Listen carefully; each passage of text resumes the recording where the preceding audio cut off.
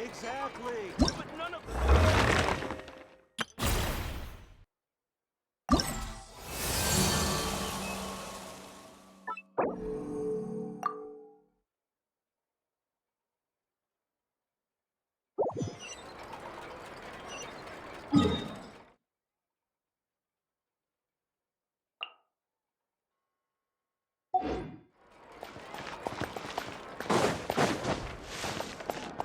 Add astro.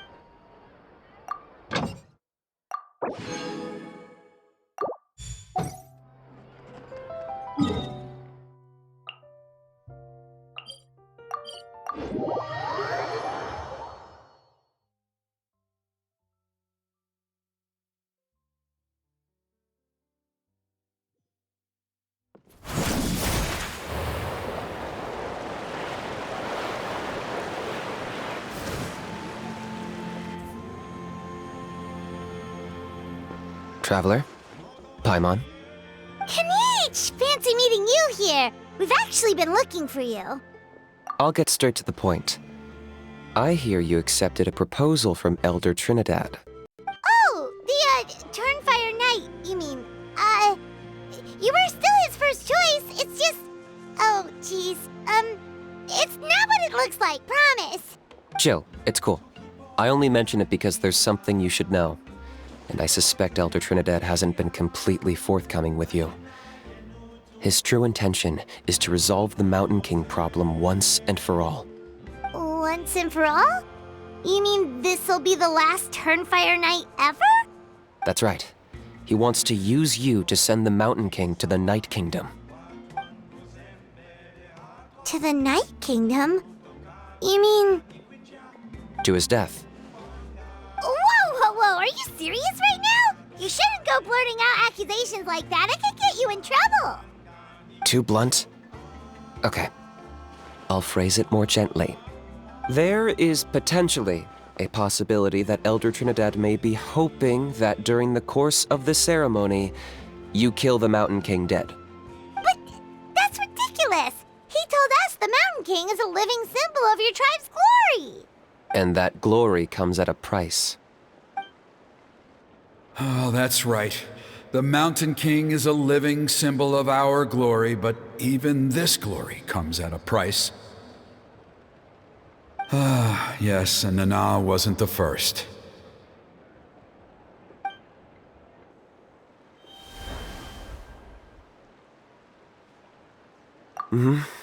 She likely won't be the last to lose her life either.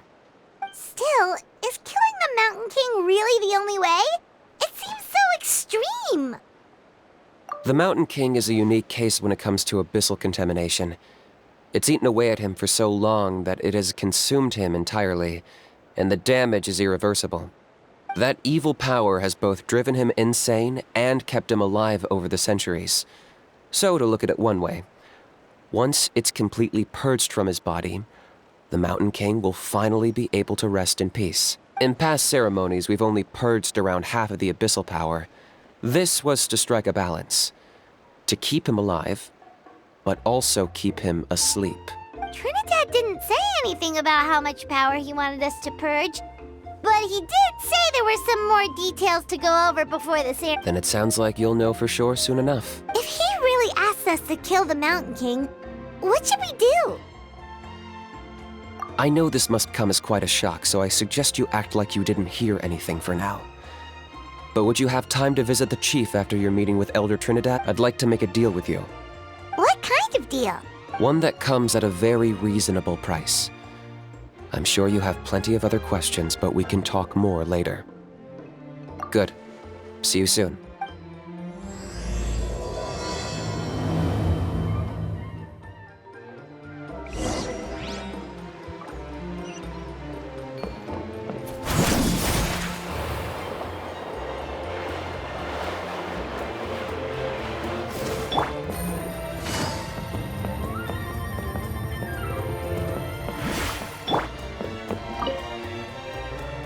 Ah, mighty Outlanders, you have returned. Did you have a good rest? It was, pretty good, yeah. Glad to hear it. Things are progressing very smoothly on my end. Many of the elders have heard of your heroic deeds, including the chief. They all speak very favorably of you. There are still those who insist that the ceremony should be performed by the bearer of the Malipo name. But they're just stuck in the past. We need to move with the times. Plus, Kinich doesn't want to do it anyway. Exactly. So, now, it's time for us to discuss the finer details of the ceremony. We covered the fire lighting part of the proceedings yesterday. The next part is the purification of the Mountain King. It's quite simple. You just need to use the sacred flame. We've done it plenty of times before, and it's always very routine. I'm sure you won't have any problems. One point I'd like to stress, though, is that you need to burn away as much of the abyssal energy as you possibly can. The more we dispel, the longer the Mountain King will remain Asleep, huh? Precisely. In previous years, the Flame Bearer has often been unable to dispel a sufficient amount of abyssal energy. That's the only reason why we have to perform the ceremony on a regular basis. But I understand that you have a lot of experience fighting against the Abyss, and you seemed to wield the sacred flame quite effortlessly yesterday. With your help, I'm optimistic this time we can dispel all the remaining abyssal energy from the Mountain King's body, freeing us from this ever-looming threat for many years to come. Traveler? So this doesn't faze you at all, huh? You clearly have a lot of confidence in yourself. If that's all you really need to know, the ceremony's in 3 days. I'll come and fetch you when we're ready. In the meantime, feel free to take a look around our settlement. It would mean a lot to the elders if you got to know some of our people. And if you wouldn't mind helping them out with a few errands here and there, that would be even better. So now we have extra errands to run? Maybe we should add a little extra to the price. Just a humble suggestion, that's all. It will help you gain the respect of our people, and as a mighty hero, I truly believe that's what you deserve. I'll be sticking around for the next few days, so if you have any questions, you know where to find me. Seems like Kinich was right. We should go meet up with him right away.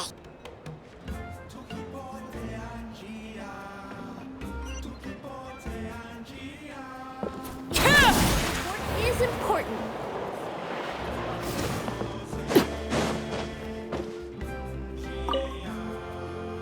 Huh, you're here.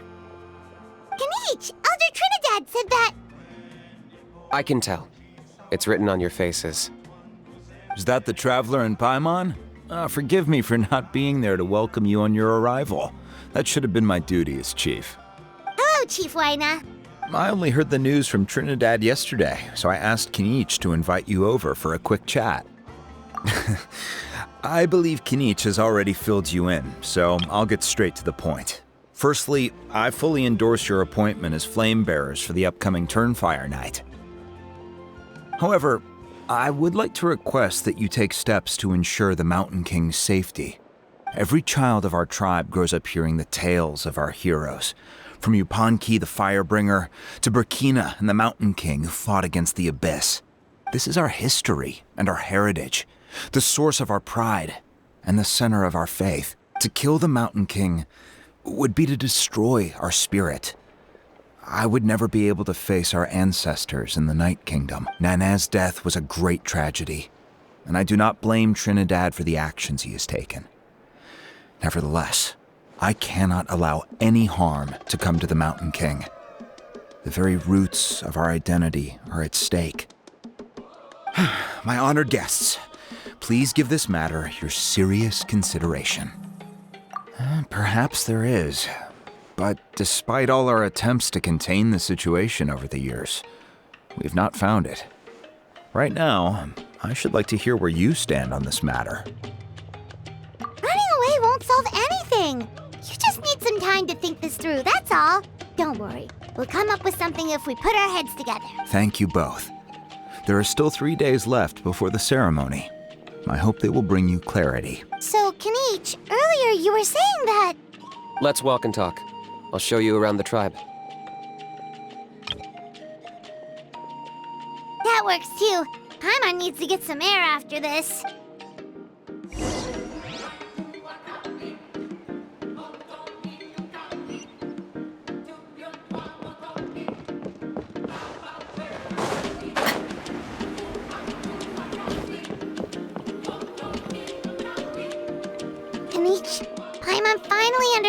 you turned Trinidad down. You knew what he was planning, didn't you? That's why you didn't want to be the flame bearer this time, because it's a double-edged sword. The whole Mora thing was just a sneaky excuse. Double-edged sword is right. But my response wasn't merely an excuse. To solve this exceptional problem, an exceptional price must be paid.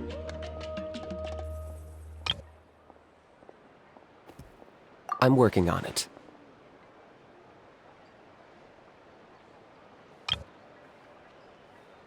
Really? Well, come on then, let's hear it! In a moment. Didn't you have a question you were about to ask me? Oh, yeah. What was it again? Oh, right! We need to talk about how he's completely unhinged.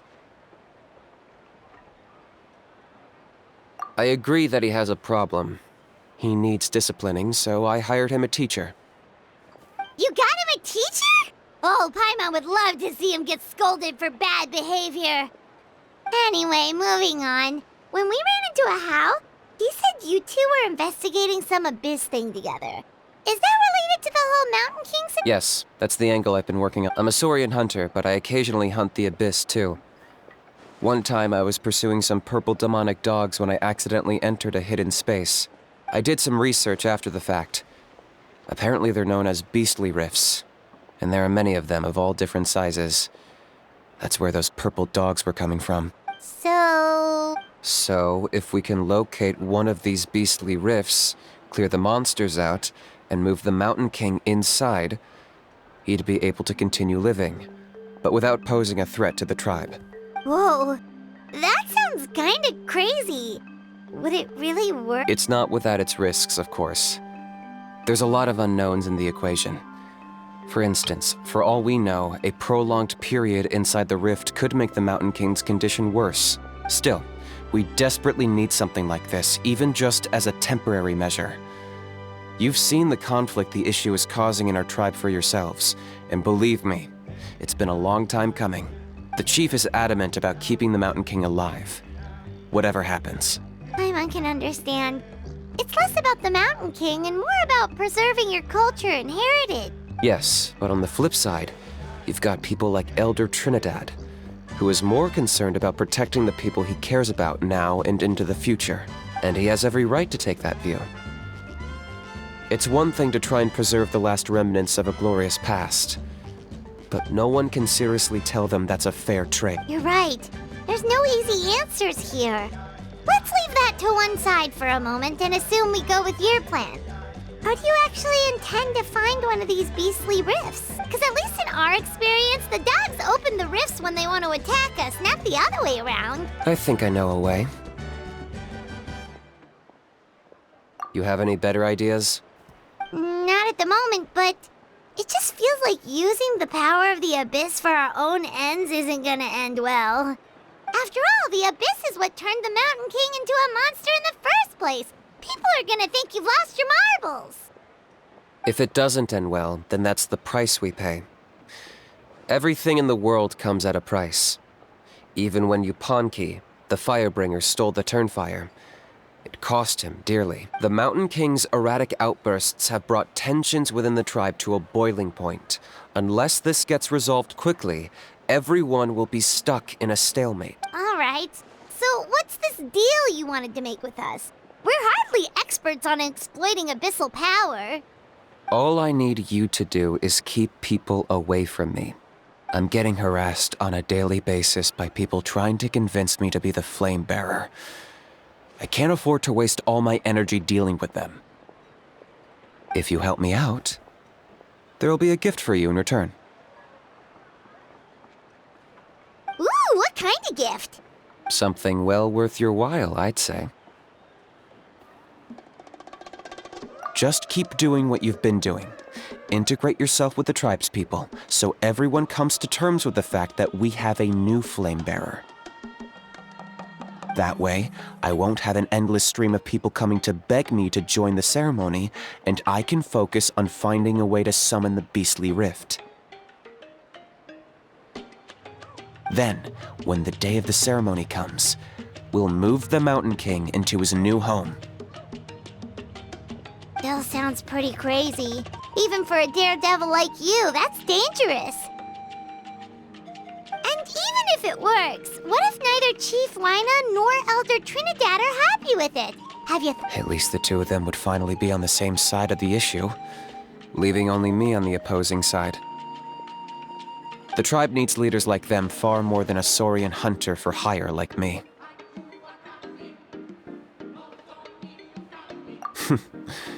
Can I take that to mean that we have a deal? For sure.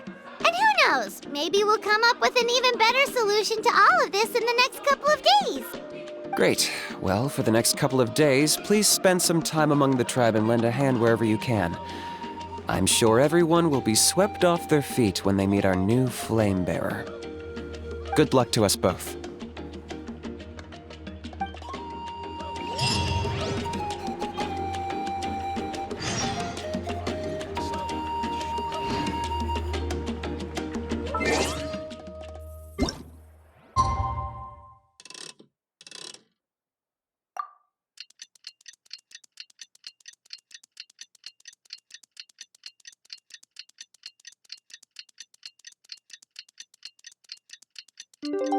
Something you wish to report?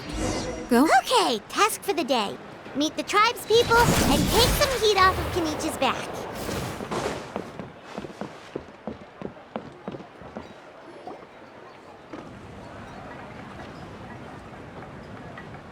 Hoonie, how can you call the Mountain King a monster? Because he hurt a lot of people. And look what happened to Nana. But it wasn't on purpose. The Mountain King is sick, that's all. He's been hurt by the Abyss. That's true. But the fact remains that he's now a threat to all of us. How can you be so harsh to someone who's sick? If you don't take back what you just said, I don't know if we can carry on being friends. Toba, Huni, what's wrong? Hoonie's saying nasty things about the Mountain King. It's not right. He's our hero. Once upon a time, maybe, but not anymore. Yesterday, maybe, but not anymore. Toba? Fine. I guess my dad is right. Things change, and you just have to accept it and move forward. As of today, our friendship is over. There's no going back. Oh, come on, cut it out, you two. We have some great news to tell you. The Traveler is gonna be the flame bearer for the next Turnfire night. She's gonna do a beautiful ceremony and cure the Mountain King's illness for good. What? Really? So that's what my dad wanted to talk to you about? To be fair, from what we saw the other day, you are pretty good at climbing cliffs. Probably just as good as Kinich. Wait, speaking of Kinich, where even is that guy? Oh yeah, good question. Is he not coming to the ceremony anymore? We can get him to come, but if he catches you two fighting again, he won't be happy. He'll be sure to give you both a piece of his mind. No, we can't let that happen. I've never even spoken to him before. I can't afford to make such a bad first impression. I didn't mean to argue with Toba. All he said was that the Mountain King has done some pretty bad things. He was the one who turned it into a fight. Yeah, if you weren't friends, there's no way Toba would have come to look for the baby Saurians with you. All right. Well, because it's the Traveler and Paimon and Kinich, I'm sorry, Toba. I'm sorry for all the mean things I said about the Mountain King. Dad just really misses Nana, and I was really upset that she's gone, too. Huh? Oh. I shouldn't have spoken to you the way I did either. It wasn't very nice of me. For the Traveler and Paimon, Kinich, and for Nana. I'm sorry too, Huni. That's more like it. Now you're best friends again. Guess so. Toba, if I ever say something mean about the Mountain King in the future, I'll make sure I say it to someone else, and not you. I'd better go buy some colored cloth for my dad now. He needs it for Turnfire night. Let's play again some other time. See you, Toba. See you, Traveler and Paimon. Okay. I'll head home as well then. See you next time. Okay, take care, you two. Even though they said they're sorry, it looks like their friendship isn't as strong as it was before. Let's just hope we can solve this once and for all. Come on, let's move on.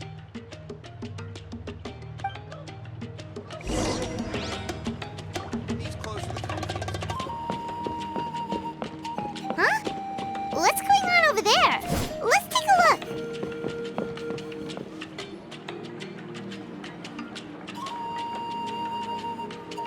Hey there! What's happening here? A rehearsal for the Turnfire Night dance. Ooh, there's a dance involved? Paimon wants to learn too! You don't know it? Ah, I guess you're not from these parts, huh? It's rare to see a new face around the tribe these days. I thought everyone would be keeping away. Why do you say that? Because of the Turnfire Night, of course. The Mountain King could wake up at any time. That's why we're holding an emergency ceremony.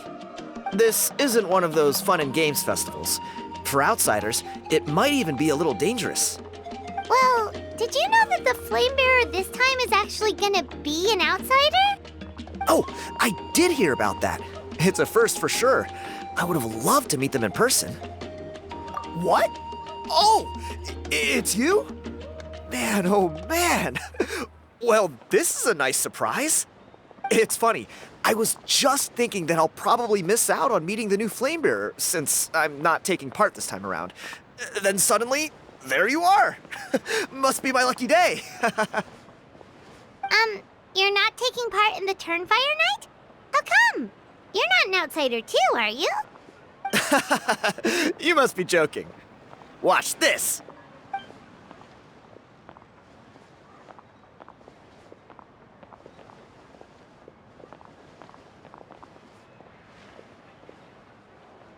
Not bad, right? Yeah, I'm considered one of the better-looking guys who dances beneath the pillars of the sacred flame. Been doing it a few years. Always gets the ladies out to watch. Oh, very impressive. So why'd you quit? Well, I feel like the whole Mountain King situation is getting more and more precarious. It's just not safe here anymore. One of our elders' Saurian companions even lost her life not long ago. The question is, what are we going to do about this in the long term? But our leaders don't have any answers for us. They're probably too busy fighting about it amongst themselves. The way things are going, it's only a matter of time before it gets violent. So I figured, you know what? Now's as good a time as any to get away for a little while. Go do some exploring. You look a little disappointed. Disappointed? Nah, it's a great opportunity to go see the world. As every male scion of the canopy knows, wherever you are and wherever you go, the only way is forwards. We take pride in that. I won't forget my roots. I managed to get in touch with the Saurian Relics Association. They gave me a simple test. Find a decent quality relic, and they'll make me a member. What's the Saurian Relics Association? You've never heard of it? It's a group of amateur history enthusiasts who do research on the ancient Saurian era. They're all about collecting relics and remnants from that age. Speaking of which, the guy who was Flamebearer before you, I've heard that his Saurian buddy comes from that time. A how? A how's a relic from an ancient Saurian civilization? Oh, yeah, him. So you know those two already, huh? Then do you know how they met? It was deep inside some mysterious ruin, and they signed a contract there. The association folks say that the kind of contract usually comes with a huge hidden cost. Really? That sounds ominous. Who knows? But if it's true, Kinich can probably handle it. He knows what he's doing with weighing up contracts and costs and stuff. I doubt he'd make a contract that doesn't benefit him. Strangely enough, I actually happened upon a strange mural a while back, and it looked to me like it was depicting a Saurian and a human involved in some kind of Saurian-era contract ritual. Oh, does that count as a relic then? You bet it does. I was all ready to go take a picture of it and use that as my entry ticket to the association. But after all the abyssal activity recently, I heard that area's been overrun by monsters. The best laid plans, huh? I'll just have to wait and see if things improve. Or... you look like you know your way around a fight. I don't suppose there's any chance you'd be able to help? If all you need to get is a picture, that should be pretty achievable, right? The Traveler deals with monsters all the time. It's a piece of cake. Wait, you're seriously gonna help me out? Come on, it's no big deal. Compared to some of the things we've been roped into before, this is nothing. Pyro Archon above, you two have hearts of gold, you know that?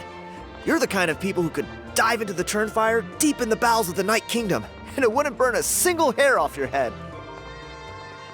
Of course it is. All right, come with me. I'll show you the way.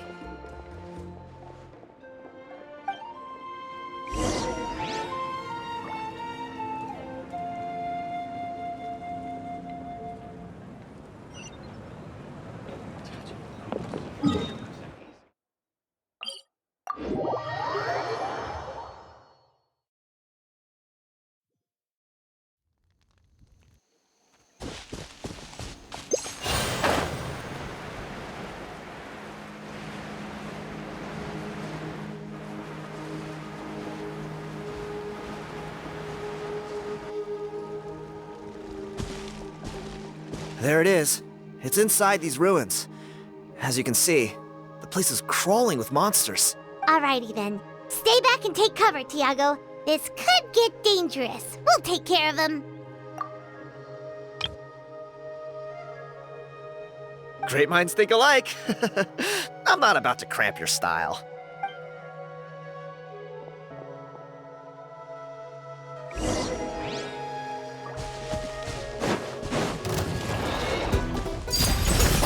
I will have order. Gather. The wind knows me. Gotcha.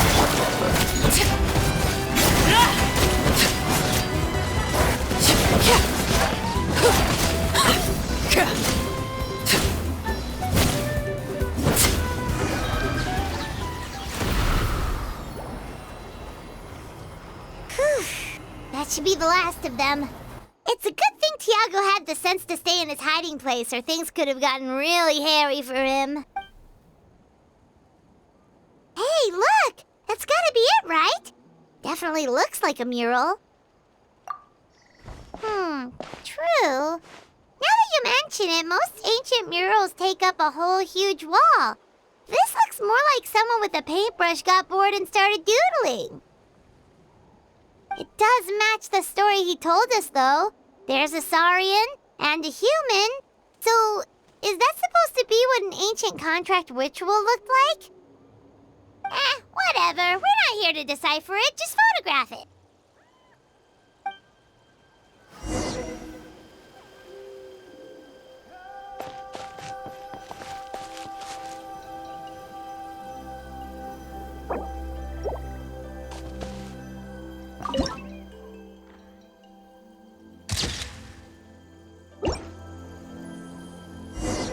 That's a wrap. Let's take it back to Tiago.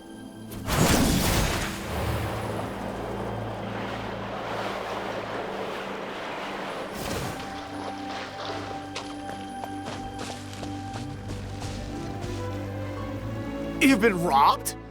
Oh, Ponche. And I thought my luck was bad.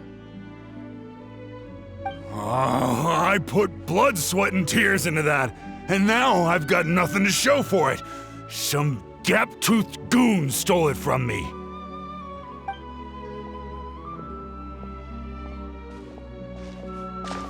Tiago, is this the picture you were looking for?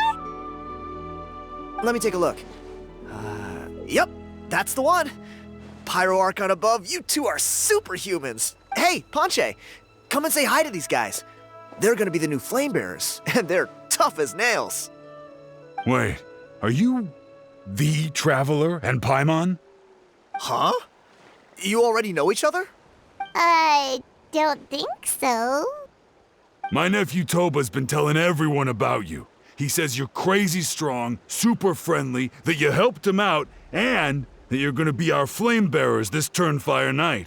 Oh, so you're Toba's uncle. Great to meet you, sir. Sounds like we managed to make a bit of a name for ourselves. Toba's not wrong, my friend. These two are honestly some of the nicest, most genuine people I've ever met. Everyone speaks incredibly highly of them. Seriously, if you're comfortable telling them about what happened, I guarantee you they'll sort it out in no time. Really? All I want is to get the fruits of my labor back. Allow me to explain. Panche is a well-known scholar within our tribe, author of the widely acclaimed book, Yupanqui's Turnfire. Unfortunately, the book was stolen by a treasure hoarder a few hours ago. I spent years of my life researching that book. I visited every last ruin, interviewed every descendant of every hero in our history. On the word Malipo alone, I covered at least 5 different interpretations of the meaning based on accounts from different villages. It was an unparalleled masterpiece. And now it's all gone. That little goon ambushed me during my morning walk. He snatched all of my belongings, including my entire manuscript. That book was everything to him. It's like they robbed him of his soul when they took it. Look at him. Lost and listless. He's a shell of the man he was. Dear honored guests of our clan, I am but a helpless old student. If only for Toba and Tiago's sake, please help me, I beg of you.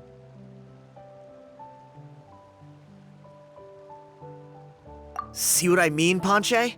Now you've run into these two, your luck's about to change, big time. I don't know if he's still there, but come on, I'll take you.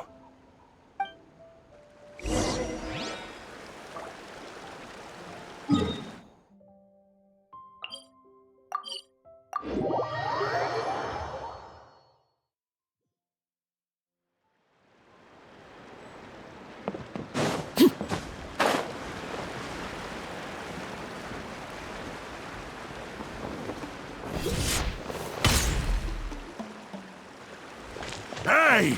You thieving rat! Give me my things back! What do you want now, you old bum? God, you're a waste of space. Prepare to get shoved butt first into a tree hollow.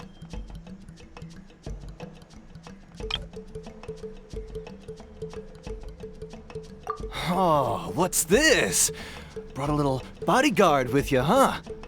All right, let's see what you've got. What's this? Eat dirt, suckers!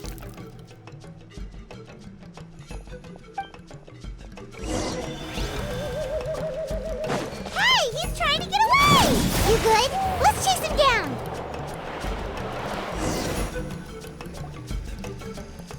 Stop, please! By all the warriors, heroes, gods, and kings, I can't run any longer! Please, I don't have your stuff anymore. Have mercy! Oh yeah? Well, where is it then? I threw it away! You threw it away?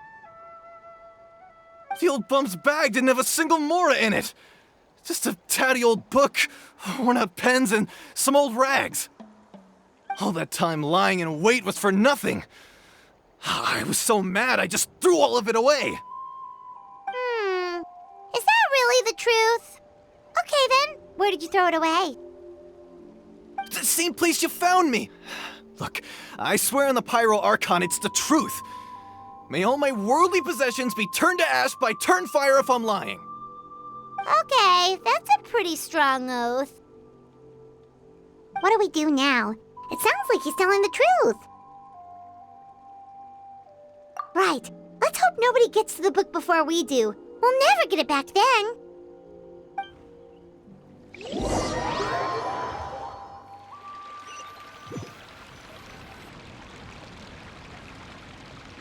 Although the Turnfire is a heroic symbol in Huitzatlan, it always comes with the more ominous implication of eventual tragedy.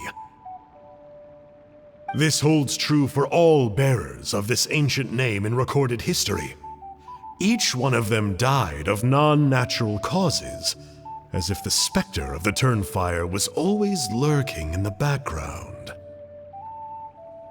This appears to suggest the existence of some higher power that is always watching the name-bearer, examining their actions, and eventually demanding payment in return. None can. Yupanki's Turnfire. What an incredible work on ancient name philology. I can't believe it was just lying there for me to take. Let me see. The author is Panche. Nice. A gentleman and a scholar. Silence, book muncher.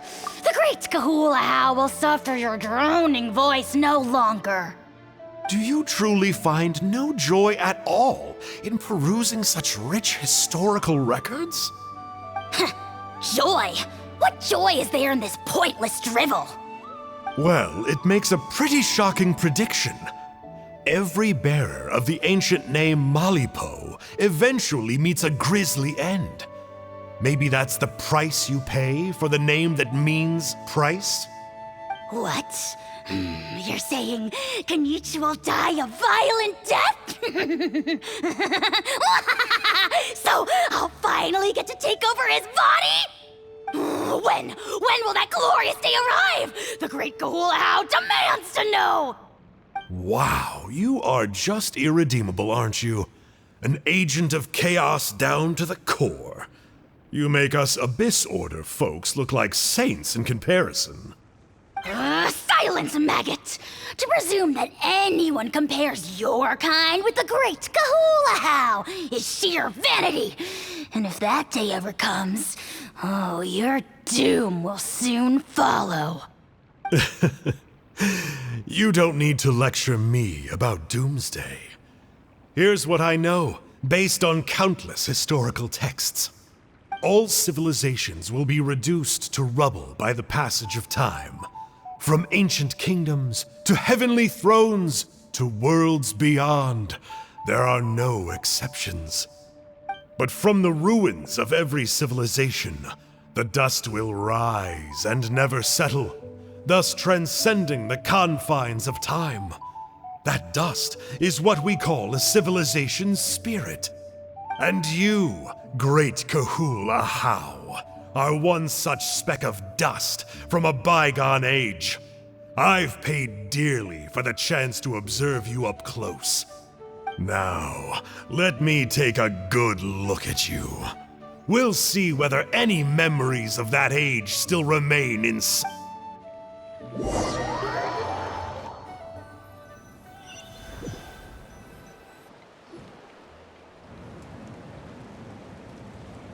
We're so sorry, Mr. Panche, but we couldn't find your manuscript anywhere. Does that mean all of my hard work was for nothing? You gotta stay positive, Panche. You might have lost the book, but the brains behind it are still intact. Surely you remember the main points at least? The whole reason I worked so hard to get it finished before the Turnfire night is because I hoped that maybe it might help us find a way through these trying times. Well, not exactly, but I thought my research might at least be a starting point. Oh, really? So what did you find out in your research? I think the key to all of this lies in the power of Malipo. Panche, you know as well as anyone that ancient names don't hold any real power. Symbolic power doesn't count. You're right, but Malipo may be a special case.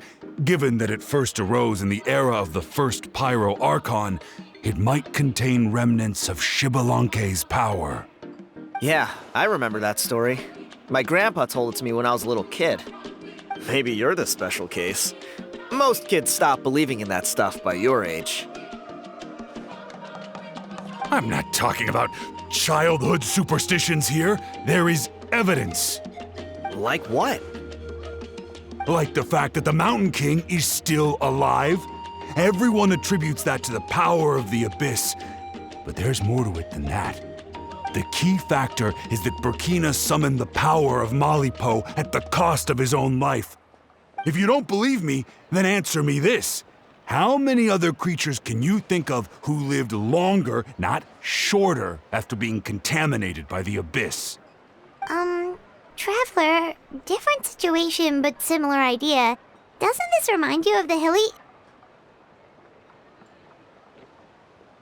So, I came to the conclusion that Malipo must refer to some mysterious ritual involving a tit-for-tat exchange. It began with the first Pyro Archon, fell with the Grand Alliance, then was buried in the Night Kingdom. And now, it awaits the call of its new bearer. Hey. Sorry to interrupt, Ponche, but you seem to be getting a little overexcited. I'm sorry. I was originally planning on presenting my findings to Kinich. I'd hoped he would be attending the upcoming ceremony. Sounds to me like you dreamed up one fanciful theory to support another. Kinich, what are you doing here? I more or less finished what I was doing, so I came to have a quick catch-up. Now a good time? Kinich! I'm onto something. I haven't worked out all the details, but you have to attend the Turnfire Night. So Mr. Ponche here has done a lot of research on the history of the Turnfire, and thinks he might have found a way for you to solve the problem. I'll be there, Ponche. Let's go.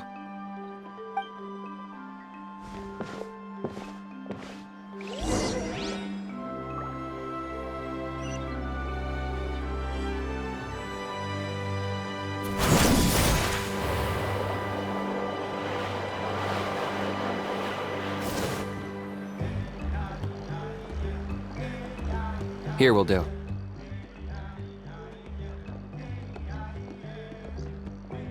Yeah. I'd like your help giving it a trial run tomorrow. If that works, we have our plan come Turnfire Night. Sounds like you're not considering Ponche's idea. You heard him. He hasn't worked out the details yet. We need a more practical solution with concrete steps to follow. Yet? Are you saying you think he might actually be onto something? I think it's possible, based on something I know about the war 500 years ago. Burkina didn't fall to the abyss. He was killed by the Mountain King in an episode of madness.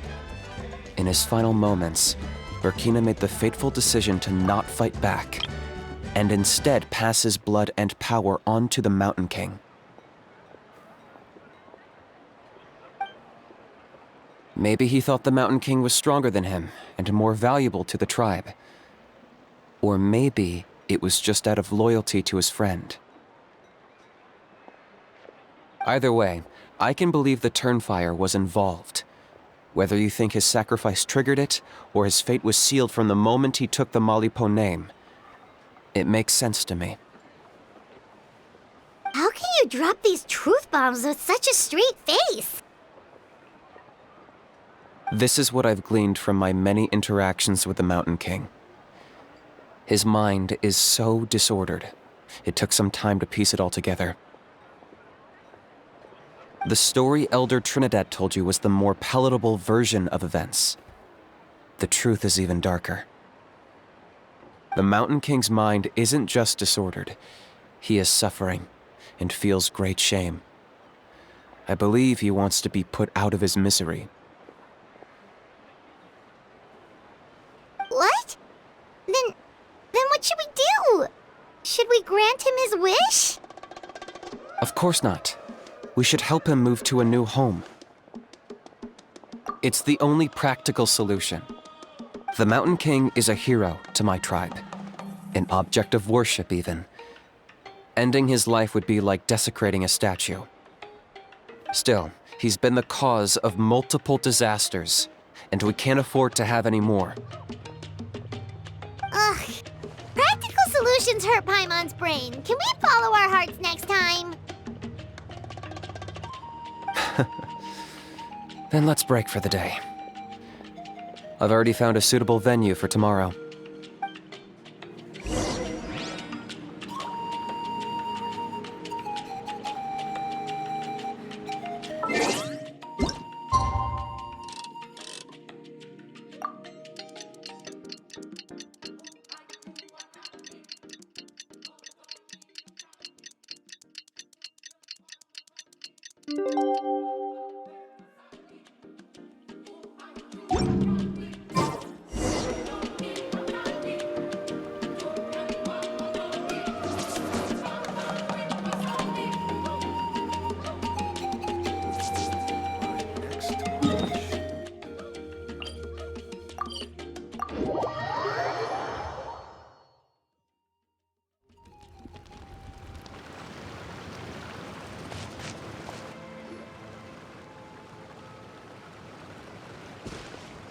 You're here.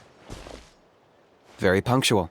Oh, so the gruesome twosome come crawling back. Here to make amends after the gross irreverence you displayed last time?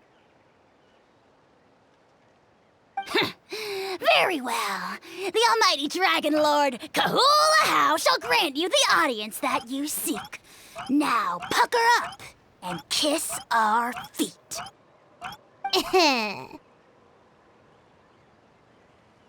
Kinich, didn't you say you found him a teacher? He's just as out of control as ever!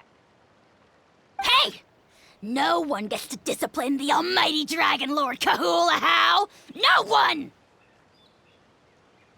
Maybe because I've never had a gentle-natured companion like Paimon to compare against. Is that a compliment?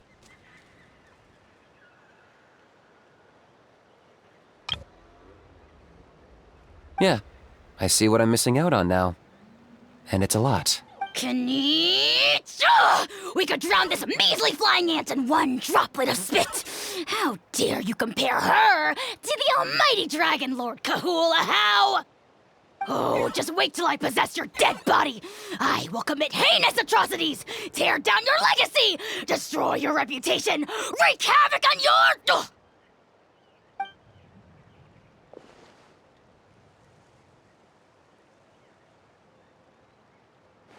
Traveler, Paimon, let's get down to business.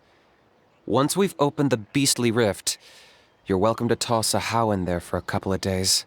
With pleasure. You don't need to ask twice. I got my hands on this device in a trade. It's meant as bait, but it'll also stabilize the abyssal energy. The Rift Hounds will tear through space to get to this. Once they're here, we take them out and claim the rift for ourselves. You'll find out soon enough. First, let's try this out.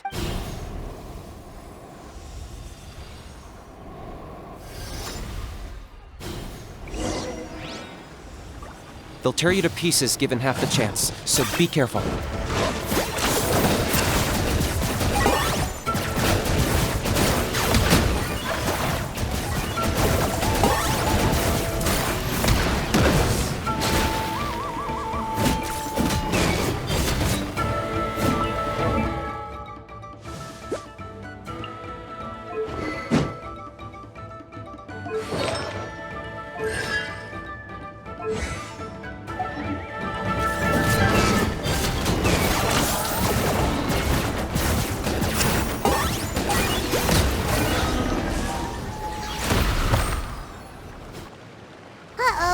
Are there even bigger ones on the way?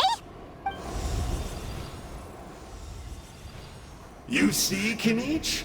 I'm a man of my word. In fact, I'd say I under-promised and over-delivered. Nifty little gizmo, isn't it? I take it this is your true form? Now that our deal is complete, it's time to start the next phase of our relationship. I made a promise to the great Kahula How, and now I'm here to seize your body for his use. Cliché, I know. The hero's trusted partner sells him out to the abyss in a shocking act of betrayal. Cue bad guy speech and drawn-out death sequence. Huh? Angel? Huh? Huh? What are you two doing here? Oh, Mr. Kinich, this is not what we agreed on. Traveler, this is the gift I got you. I know you're looking for intel on the Abyss Order, so I thought he might be of use to you. But it looks like you've already met. Yikes. Frosty reception. Gotta say, I kinda pictured this moment going a little differently. Tears of joy welling up in your eyes as you say the words, "It's good to see you again, old friend." Don't be ridiculous. Sounds like you've been reading too many romance novels. There we have it. Change is inevitable and nothing lasts forever. What a pity. Well then, time for you to meet the new me. This time, please call me Sanka. Sanka! Aha! So you're Glasses Guy! You tricked Huni and Toba into telling you a bunch of stories! What does it matter? A name is a superficial label. It's what's deep down inside that counts. And I've shown you the deepest parts of me. That would explain a lot. Why else would you show up here and start acting like a wise guy? You looking for a fight? I'll pass. I do rather like you, as I've said before. But my one quibble is that you really don't know your own strength. Wait, of course! You're the one behind all the recent Abyss activity! Let Paimon guess, you've been provoking the Mountain King too! Haven't I told you before? I'm not part of the inner circle who do our Highness's bidding. My interests are far more low stakes. I spend my time digging for truth in ancient doodads and books. You really think a benchwarmer like me is capable of more than that? I investigated him. He's not connected to the recent events. Just happens to be in the area. So, I struck a deal with him. He helps me summon a rift. I allow him to do some historical research. But that's all over. And now Kinich wants to hand me over to you. Well, I was hoping this would be an opportune moment to whisk away his body. That would have given me some more time to study the great Kahula How. But now I've run into you, which is just my luck. Or maybe I've incited the wrath of the Turnfire, and this is the price I have to pay. But I don't understand. What did I do wrong? Wait, does that count? Let me think. How? You are the worst of the worst! Colluding with the Abyss Order against Kinich? How could you betray your partner? There is no betrayal. The almighty Dragon Lord Kahula How is a partner to no one. Don't worry, I told him to act as bait. Yes, and you should have picked a bigger fish. The Abyss Order? Ha! What a joke. Not even a match for our lowly servant. I put up with this toad's croaking for days, and it was all for nothing. It looks like your disciplinary measures have been less than effective, Mr. Enjo. What did you expect? Behavioral rehab isn't really our thing. Otherwise, we might as well change our name from the Abyss Order to the Abyss Boarding School. The abysmal disorder would suit you better. Kinich! Dispose of him! He is of no further use to us! Traveler?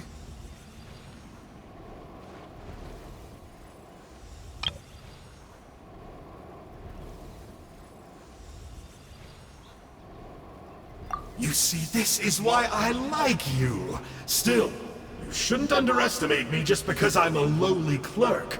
I could never beat you in a straight-up fight. But when it comes to running away, I won't lose to anyone. Do me a favor and remember how fast I disappear. Maybe then you'll show me a little respect next time. Darn! He got away again! Couldn't you have stopped him? It's all right. He's not worth our time and energy. Besides, it seems like he's in debt to a lot of people. I'm sure they'll keep him busy. If you say so. Still, Paimon's kinda surprised that you actually struck a deal with someone from the Abyss Order. To borrow that guy's words, names are superficial labels.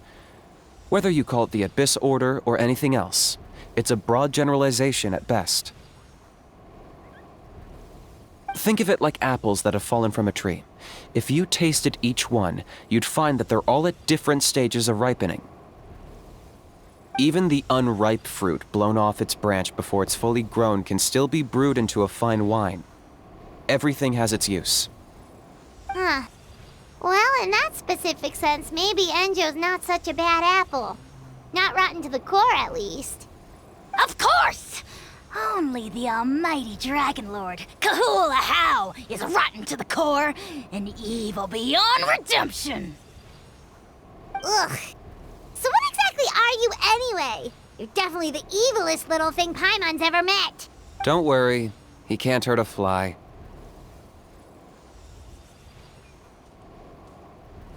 You could say that. Paimon heard that those kinds of contracts might come with a terrible cost attached. Is that true? Such as a how watching me like a ravenous vulture? Vulture? Vulture! Ugh, we are the Dragon Supreme! Sovereign ruler of the Nation of Flame! Let's pick this up another time. It's getting kinda late. You should go back and get some rest. Big day ahead. Tomorrow's Turnfire Night. Time to light the sacred flame and burn away the filth for a legendary 500-year-old warrior. Oh, yeah. Hearing you lay it out like that is making Paimon a little nervous. For all the work we've put in, it all comes down to tomorrow night. We have to make sure we solve this problem once and for all. Then it can't hurt to say this one more time. Good luck to us both. See you tomorrow.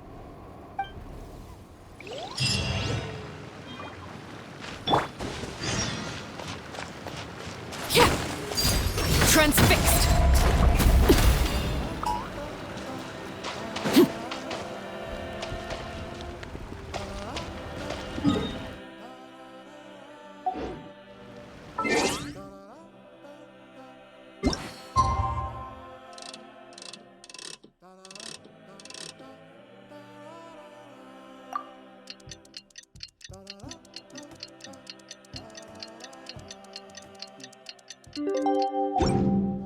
What could the children be up to?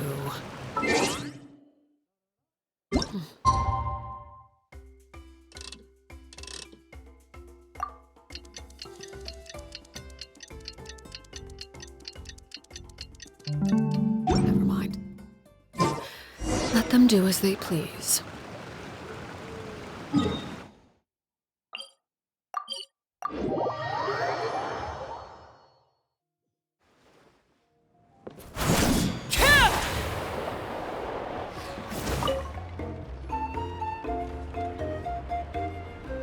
Ah, at long last, you're back.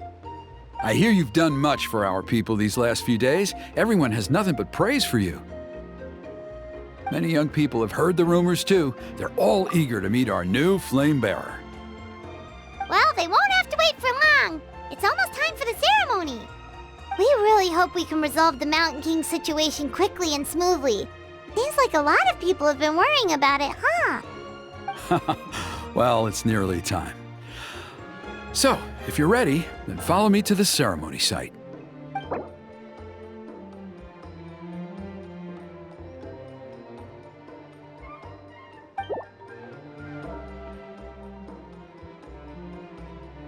Off we go!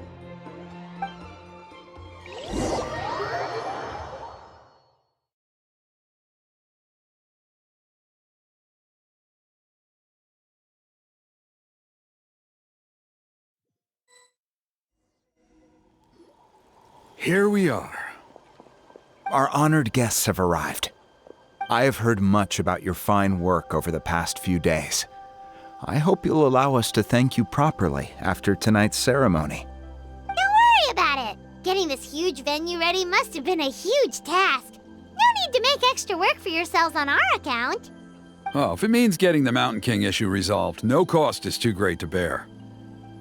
A resolution will come in due course, but every great fire starts as a tiny spark. We must take it one step at a time. No one would disagree with you if that were possible, Chief, but it's been far too long since we've seen a real step forward. Look around you. Can't you see how our numbers have dwindled since the last Turnfire Night? The ceremony was arranged on short notice. Many are away from home and could not make it back in time. That may be so, but still. Good evening, Traveler in Paimon. Kinich! Not a moment too soon. Chief Wayna, Elder Trinidad, could you give us a minute? I'd like to give the Traveler a few pointers as the previous flame bearer. Very well, but make it quick. Let me know when you're done and we will begin the ceremony. Let's step to the side. Has anyone gone over the key steps of the ceremony with you yet? Yeah, Elder Trinidad did, but, Paimon seems to have forgotten them? What a surprise! The flying ant has an ant-sized brain. If you don't want your tongue to be burned off by the sacred flame tonight, I suggest you stay quiet. See those sacred flame pillars? Once you've lit the fire, go light each one up in turn. Once that's done, head down into the cave where the Mountain King slumbers, light the braziers along the way, then bring the flame to the final altar. Then the ceremony is complete. That sounds simple enough. The process isn't complicated, but remember, you mustn't turn back at any point. If you miss a pillar, you can't light the next one, then come back to it. You have to keep moving forward, or it's seen as disrespecting our ancestors. If that happens, you won't receive the blessing of the Turnfire, and you'll have to start over. I made you a diagram that summarizes the steps. Take a look.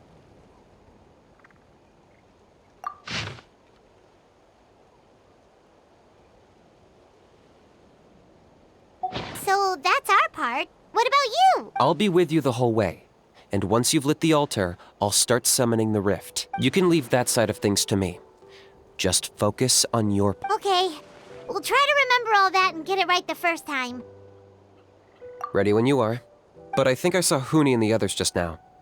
Maybe you should say hi before you start. Might make you less nervous. Just tell the chief when you're ready.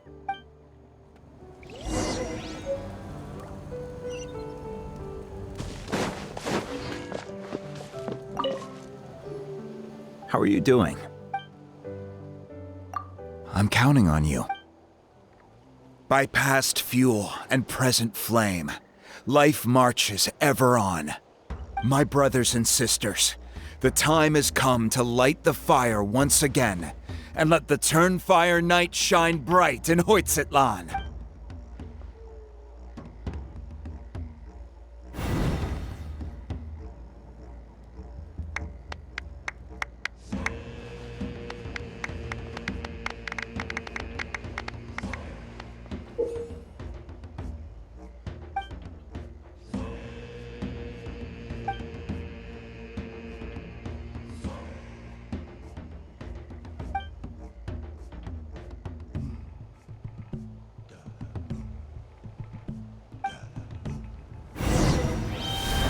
Go get the sacred flame.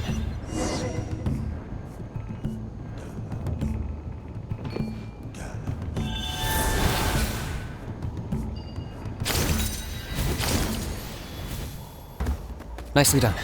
Off to a good start. Great stuff.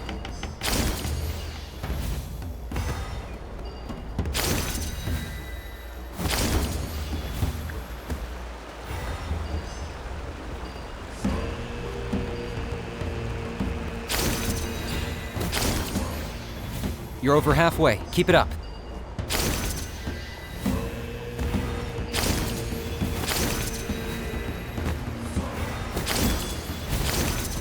Impressive.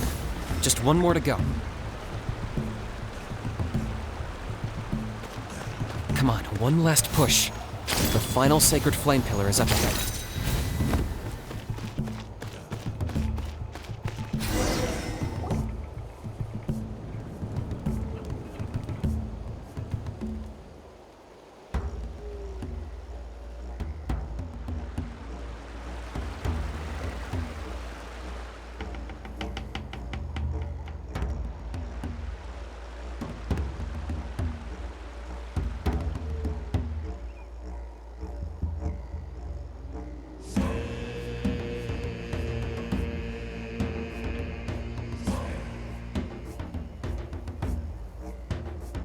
Great! All the pillars are alight. Next, it's down into the canyon and head for the Mountain King's cave.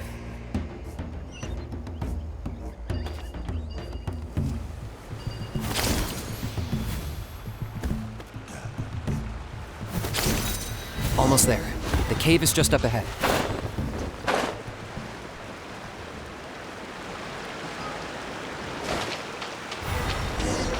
The Abyss presence is growing strong. We should deal with the contamination first.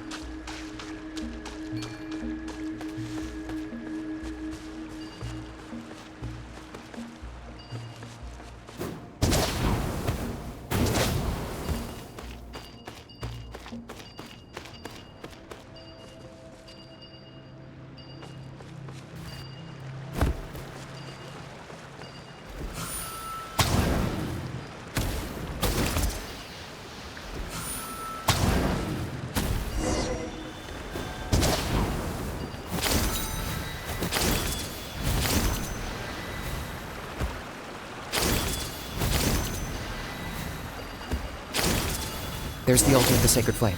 Remember, light up the torches around it first.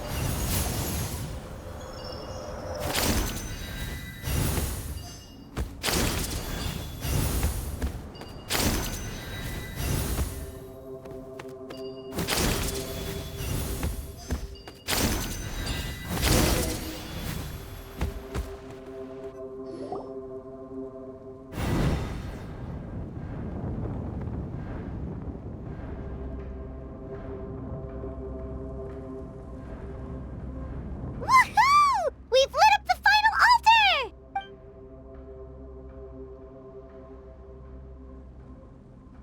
That's the Mountain King up ahead, right? That's him. Kangamato, king of the Yumkasaurs from 500 years ago. He's very powerful. Paimon can tell. He is huge. Let's tread carefully. We don't want to wake him up. You've made it at last. You did even better than I expected. Traveler, now comes the final and most important step of the ceremony. Please use the power of the sacred flame to cleanse the Mountain King of abyssal filth. There's no need this time.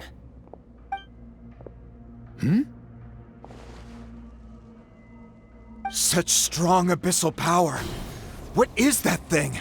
Kinich, what is the meaning of this?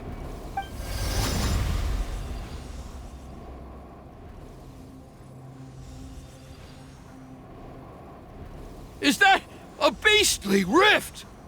Chief Wyna, Elder Trinidad, this is about to get a little dangerous. You should step back. What do you think you're doing? Solving the Mountain King issue. You mean by having him torn to pieces by rift hounds? No, stop! We can't let that happen! Foolish Locust! Ugh, can't you see? We're trying to shove your Locust King into the beastly rift! But... I'm sorry, Chief Wyna and Elder Trinidad. This is the only way. Can you promise me that no harm will come to the Mountain King? I can't guarantee it, but I'm fairly confident. Traveler, this is not what we agreed on! You must cleanse the Mountain King of every last trace of abyssal contamination! Okay, I see what this is. You've been in cahoots this whole time!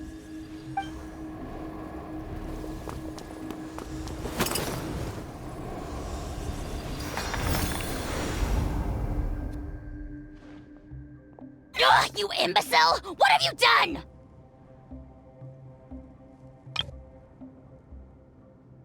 Oh no! The device is destroyed! You forced my hand. I had no choice. Elder Trinidad! What are you doing?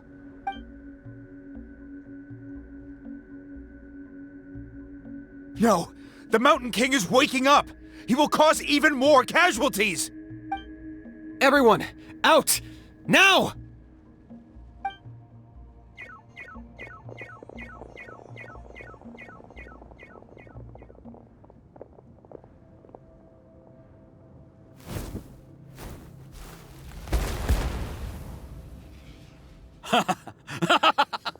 Oh, it seems there is only one way to awaken you all from your willful blindness. More sacrifices must be made.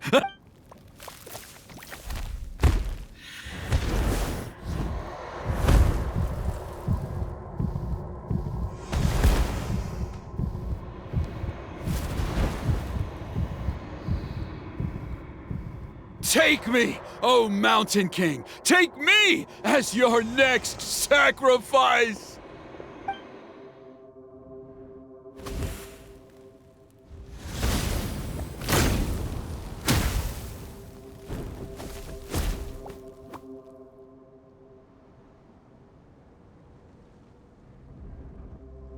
Everyone's still outside. We have to keep the Mountain King here. Give me a hand. Into the wind. Fallen leaves. Adorn my... Things are about to get dicey. Busted. Watch out for the fruits he's spitting out. We can use those against him. Yeah, that's it.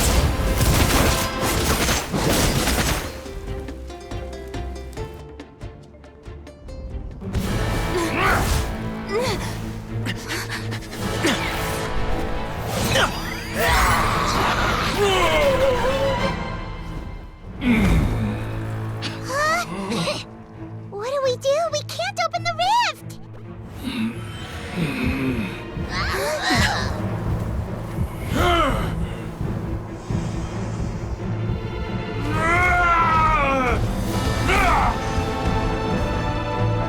Kill me! Put an end! Points at launch! Shame!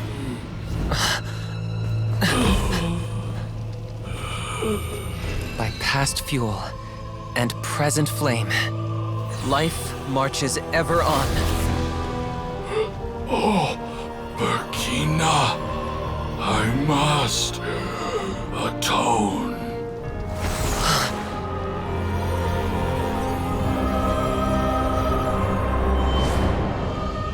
Patience. We will answer to the fire for all our deeds. Even if one day I fall behind, never look back. Keep moving forward, as we are now.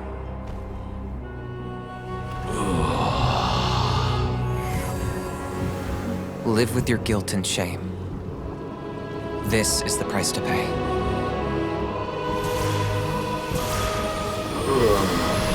Heir to the Turnfire, please use my ruined vessel to train the heroes of the future. The will of Kangamato will march ever on, till the abyss is stamped out.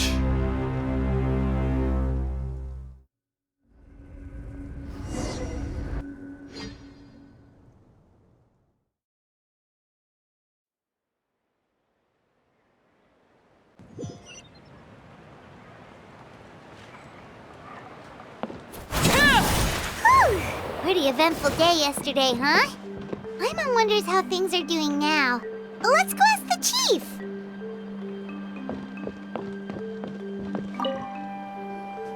Traveler, you've come at just the right time. I have some good news for you. Trinidad's condition is stabilized. He suffered burns on much of his body, but we believe he'll survive. Guess that's the best news we could hope for. Paimon has to ask, is everyone in your tribe such a risk-taker? First Kinich, then Elder Trinidad? Is this the scions of the Canopy's adventurous spirit in action?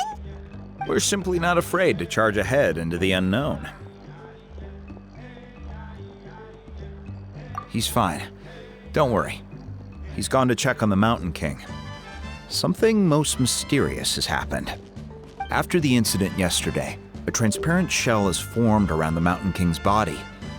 We don't understand the mechanism behind it, but the shell appears to insulate him against the influence of abyssal power. It is somewhat akin to a scab, in that it stops the abyssal energy within him from bleeding out, while also preventing further abyssal energy from seeping in and infecting him. We've never seen anything like it. The tribe's most senior elders believe it was caused when he was burned by the sacred flame, similar to the way burned wood becomes charcoal. I think their theory makes sense. After all, we've never thrown the Mountain King directly into the sacred flame before. Wow. So it's made a barrier against abyssal energy? That's a good thing, right? It's practically a miracle from what we've seen of it so far. It means that the Mountain King's level of abyssal energy is now stable. No longer will we need to perform an annual cleansing ceremony. Wow, that's amazing! I know what you're thinking. The young people in the tribe are already speculating that yesterday's ceremony was a Turnfire night like none other in our history. Because you and Kinich, you summoned the very flame that appears in our ancient legends. A great transparent ball of fire. and that fire is what saved the Mountain King. Whoa! So that was the real Turnfire? I may be the chief of this tribe, but I've only ever known the Turnfire as a concept in our legends. I cannot answer that question. If anyone can answer it, I suspect it would be the bearer of the Malipo name. He is in the Mountain King's cave as we speak. Ah, so Kinich then. Why don't we go see how he's doing?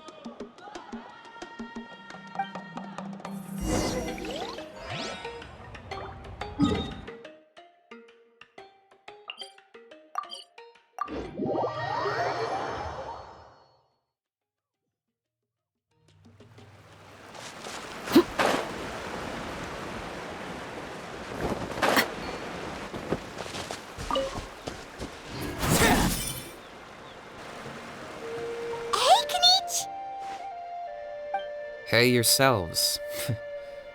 You two doing okay after yesterday? We were gonna ask you the same question. You scared Paimon half to death when you rushed into the fire. Sorry, I couldn't just stand and watch the Mountain King get burned alive. So you thought you'd try and extinguish the sacred flame with Dendro? Or is that an attempt to make the almighty Dragon Lord Kahulahow die of laughter? The sacred flame only possesses a fraction of the Pyro Archon's power. It's not as if I was fighting the Pyro Archon herself. Kinich, when you went into the flames, were you Intending to what?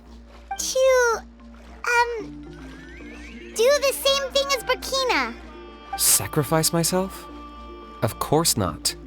My focus was on keeping the Mountain King alive, not on what it would cost. But now I'm curious. What made you think I was going to sacrifice myself? Well, because everyone's saying the Turnfire is what saved the king last night. And Ponche's theory was that summoning the Turnfire is a tit-for-tat exchange, right? So, Paimon thought you decided to pay for it with your life. So you've heard that rumor too. I'm afraid I can't say for sure. What happened yesterday was a first for me too. Well, even if you don't know, there's probably no one in the world who does.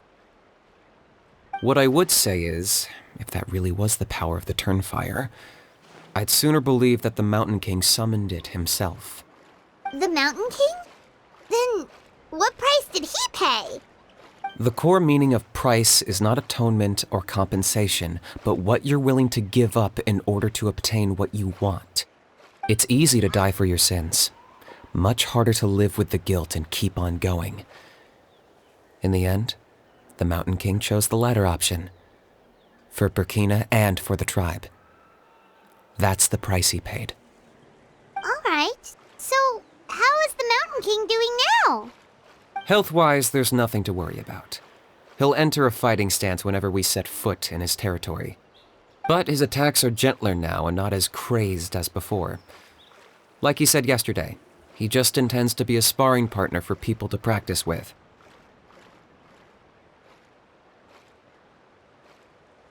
Yeah, I tried communicating with him again, but he didn't respond. We dare say that Locust King has well and truly lost its mind. The lights are on, but nobody is home. Its body remains fighting fit thanks to the perverse power of the Abyss, but time has been less kind to its soul. It was ground to a pulp long ago. But we saw him come back to his senses yesterday. That was merely one last burst of brain activity before it croaked. As you humans would say, it went out with a bang. Oh, come on! Stop being such a doomer. Paimon bets the Mountain King has finally let go of the tragedies of the past now, and is focusing on moving forward. That's why he doesn't have time to chat with us. He's too busy thinking about the future. Well, at least it means my fellow tribespeople can move forward now, too. Thank you for your help, Traveler. I owe you one. Yeah, that's right. You caught Enjo for us, remember? But he ended up being completely useless. It's not a fair trade if you lost out. That's on him. It's not your fault he's useless. Besides, we're friends now. You don't know us anything. Friends? But your friendship is an even more valuable gift. I can't in good conscience accept it for free. So promise me, if you need anything in the future, you'll come to me. For you, I'll do anything.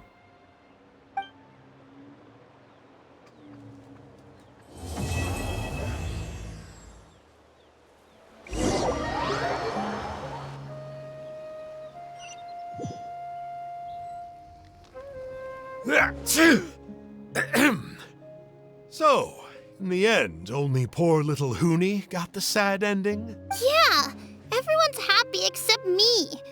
First Nana, then my dad.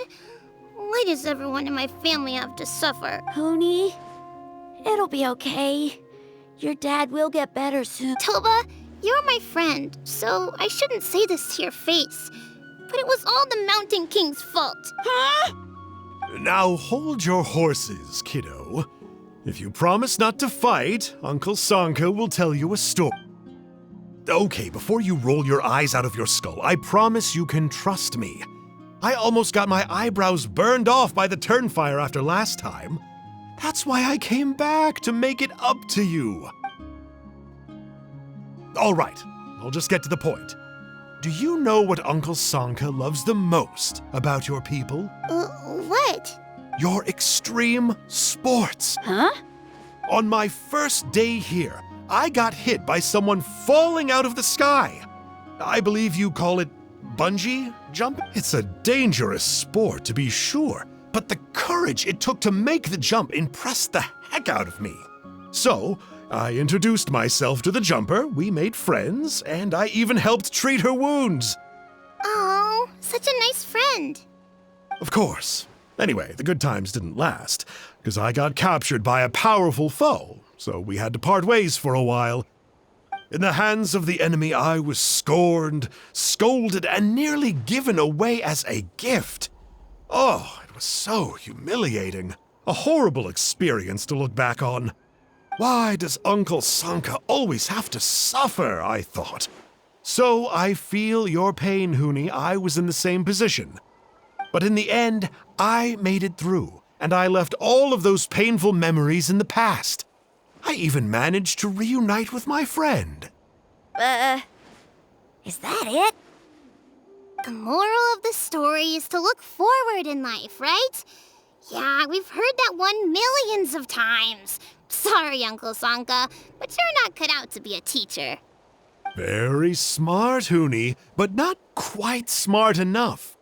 What I'm trying to tell you is that after I reunited with my friend, I found her injuries were all healed, but she really missed her family.